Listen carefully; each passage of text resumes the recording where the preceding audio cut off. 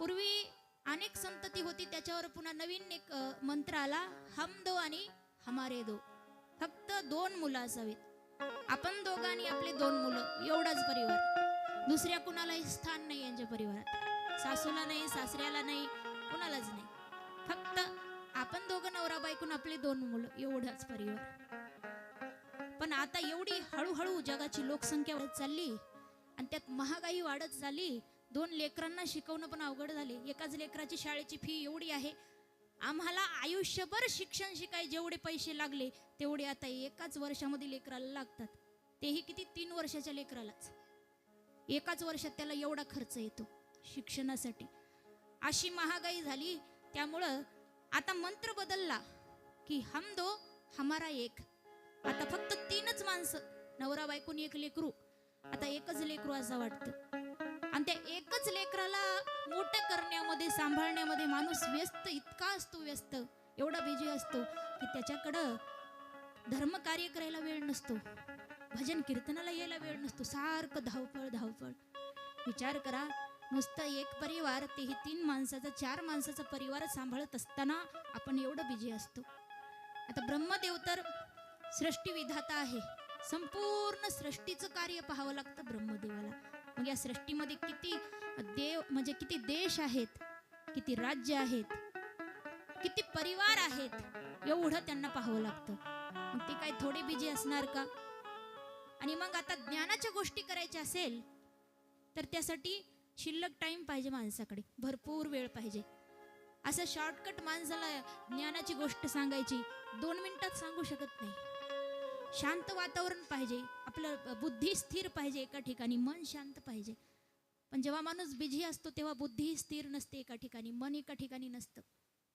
म्हणून ब्रह्मदेव आता विचारात पडले की माझ्याकडे सध्या एवढा वेळ नाही आणि माझं मनही आता स्थिर नाही, मी काही या प्रश्नाचं उत्तर देऊ शकत नाही. म्हणून ब्रह्मदेवाने भगवंताला विनंती केली, प्रभू माझ्या या मुलांच्या प्रश्नाचं उत्तर आता तुम्हीच द्या. तेव्हा तिथं भगवान परमात्मा हंस रूपामध्ये प्रकट झाले. हा भगवंताचा हंस अवतार आहे. बोले हंस भगवान की जय. 24 अवतारापैकी एक अवतार आहे. भगवंताने हंस अवतार धारण केलेला आहे. आणि हंस रूपामध्ये प्रकट होऊन देवाने सनकादिकांच्या प्रश्नाचं उत्तर दिलं 4 श्लोकामध्ये.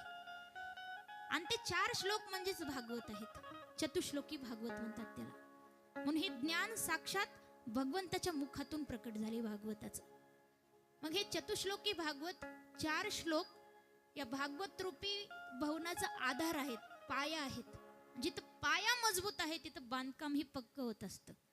म्हणून हे 4 श्लोक आधी पाया आहेत या भागवताचा.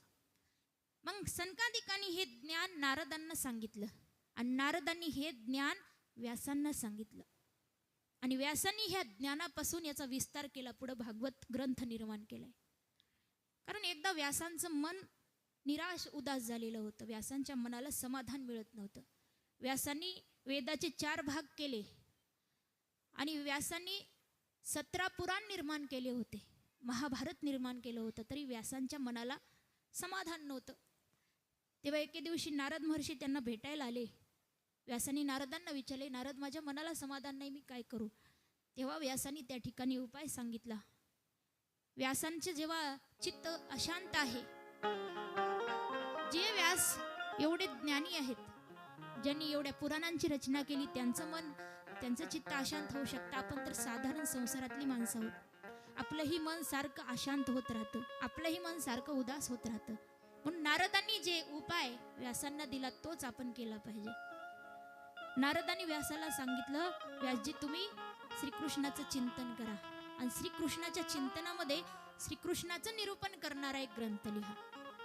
म्हणून जेव्हाही आपलं मन उदास असतं, दुःखी असतं ना, तेव्हा भगवान श्रीकृष्ण परमात्मा यांचं चिंतन करायचं आणि त्यांच्या श्लोकांचं चिंतन, त्यांच्या मंत्र आपण हरे राम हरे कृष्ण या मंत्राचं स्मरण करायचं, चिंतन करायचं. मनाची उदासीनता दूर होऊन जाते. नारदांनी ते 4 श्लोक व्यासांना सांगितले आणि व्यासांनी श्रीकृष्णाच्या चिंतनामध्ये तल्लीन होऊन 4 श्लोकापासून 18,000 श्लोक निर्माण केले आणि भागवत ग्रंथ तयार झाला. भागवत ग्रंथ रचला व्यासांनी, पण लिहिला गणपती बाप्पांनी. याचं लिखाण कोणी केले? गणपती बाप्पांनी.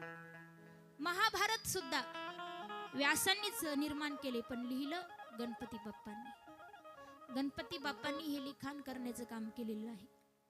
मग अशा प्रकारे व्यासांनी या ग्रंथाची रचना केली आणि हे ज्ञान व्यासांनी शुकाचार्यांना दिलं. असं भगवंतापासून शुकापर्यंत हे भागवताचं ज्ञान आलेलं आहे. आणि शुकांनी हे ज्ञान परीक्षिती राजाला दिलं. ते कशामुळे दिलं यासाठी आपल्याला परीक्षिती राजाचं चरित्र पाहायचं. यासाठी कथा घेते, महाभारताकडे मोड घेते. महाभारत हा फार श्रेष्ठ ग्रंथ आहे, दिव्य ग्रंथ आहे.